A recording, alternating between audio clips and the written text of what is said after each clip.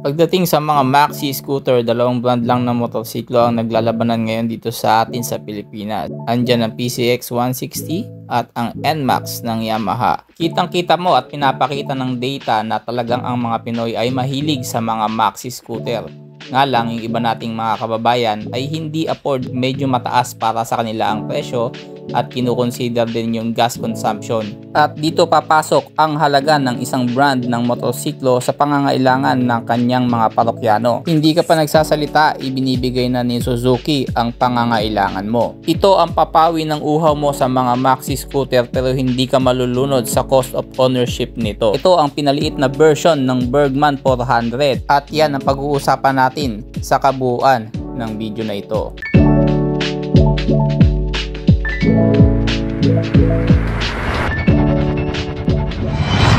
Boss Motovlog.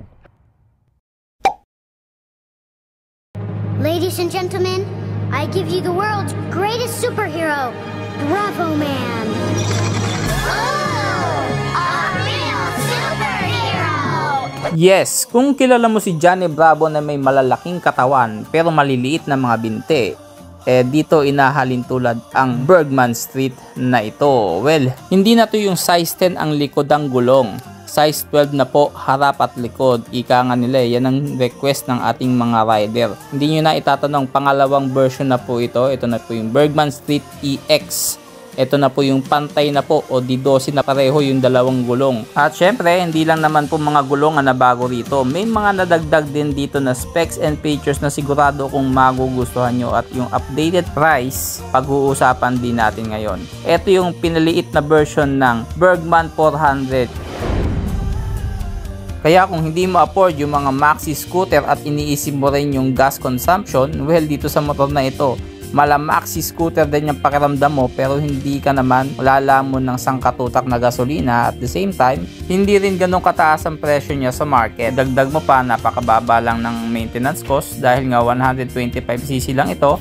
Maliit na porsyento lang ng langis ang ikakarga mo rito. At tingnan mo naman, sa napakaliit na motor, hindi mo akalaing 125cc ito, full pack ng specs and features ito. Unahin natin sa kanyang pinaka headlight. Palapad ang kanyang headlight assembly, LED na po yan, ganun din po sa likod.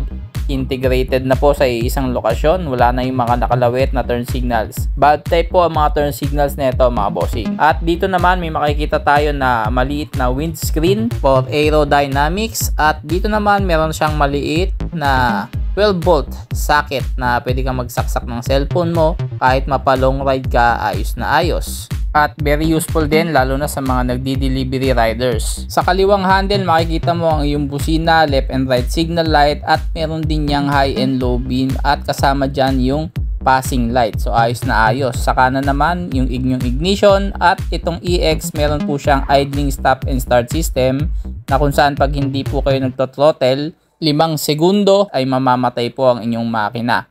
Pero i-throttle up po lang ulit, aandar na po uli ang inyong makina. So maganda siya sa fuel efficiency na rin ng inyong motor. At syempre nakakalis din ng usok na nalilika ng ating motorsiklo. Kumbaga mabait siya sa kalikasan. Digital na ang meter panel nito at mas pinalaki kesa sa naunang version nitong Bergman Street EX na ito. Meron pa rin naman yung standard version nito o yung mas maliit yung likurang gulong, pero syempre mas prefer mo na yung pantay na yung gulong. Ito naman talaga yung hinihiling ng mga ibang rider din. Syempre sa gulay board, napakaganda ng color tone nito, goldish brown at meron ding silver linings, ano.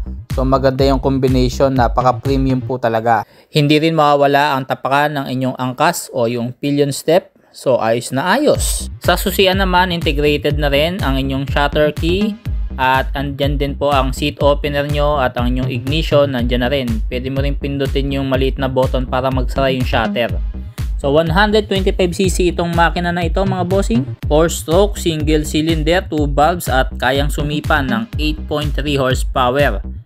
Ito po ay naka-air cooled at syempre fuel injected. Meron niyang electric and kick starter.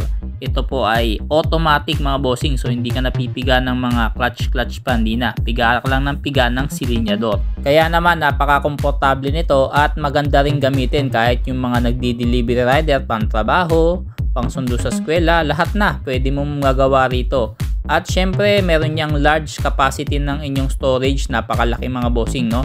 So, tingnan natin. Napakalapad niyan pag nakita nyo sa personal. Ang fuel tank capacity naman mga bossing, 5.6 liters po ang kayang ikarga nito.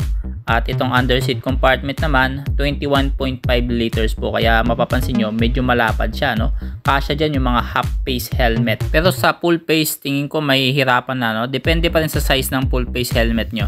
So ayan, no? Kaya nga tinawag siyang maxi scooter na 125cc kasi nga napakadami mong pwedeng ilagay dito sa underseat compartment. Tapos ang laki pa ng tangke. Wala ka pang top box niya na.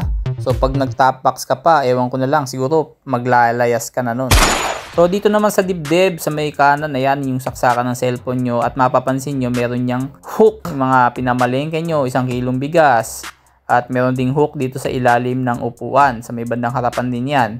So napakadaming pakinabang talaga nitong Bergman Street na ito, no? Tamang-tama sa atin for Asian market yung ganitong forma. 1990 by 12 sa harapang gulong nyo, naka disc brake po yan, Nissin Path caliper. At yung Nissin caliper talagang kilala na yan pagdating sa mga preno. Ganon din sa likurang gulong nyo, size 12 na rin po yan. So wala ka nang alalahanin na hindi proportion ang iyong mga gulong. Syempre iniisip nyo kung nagmalaki na siya ng gulong, hina na yung arangkada. So mali po kayo dahil in-adjust din po ni Suzuki ang makina niyan, yung tono, kumbaga yung torque ganun pa rin, same as power output as before para hindi ma-compromise yung power to weight ratio pa rin. At maidagdag ko bago ko makalimutan ay tubeless na po ang mga gulong na yan. At para naman sa presyong kaibigan, ang Bergman Street EX ay nagkakahalaga ng 94,200 kung kukunin mo ng cash. Pero pwede ka mag down payment ng 7,300 at magulugan. Dito yan sa Suzuki, Santa Rosa, Laguna. Magdala ka lang ng 2 valid IDs, proof of billing, proof of income, at syempre kung meron kang co-maker, mas maganda, no? Syempre, ang pinaka-importante sa lahat, wag mong kakalimutan ang pambayad o kaya naman kung mag-installment ka, yung pan-down payment. At kompleto na sila dito, lahat ng Suzuki na produkto makikita mo rito. Kung wala man dito, pwede mong i-order yan at darating yan sa iyo. Napakadami ring competitor nito sa market. Nandyan ang MIUI 125, MIU Grabis. Idagdag mo pa yung mga maxi scooter din nila na malalaki na halos kasing laki din itong Bergman Street. Meron ding Click 125i.